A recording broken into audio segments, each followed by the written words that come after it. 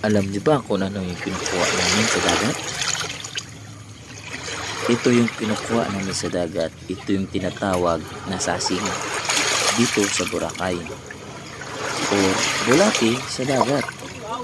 Hindi ko lang alam kung anong tawag sa inyong lugar dyan. Pero ito, ginagamit namin bilang pamain kapag kailangan ng langit.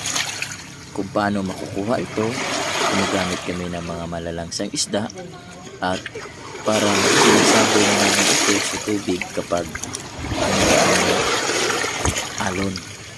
Tapos sinihila lang namin ito. Totods.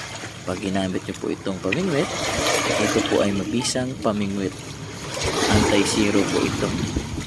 Paki-comment na lang po sa baba kung anong tawag nyo sa inyo ito. Ayan, napakahaba po. Paki-comment po kung anong tawag po sa inyong lugar ito.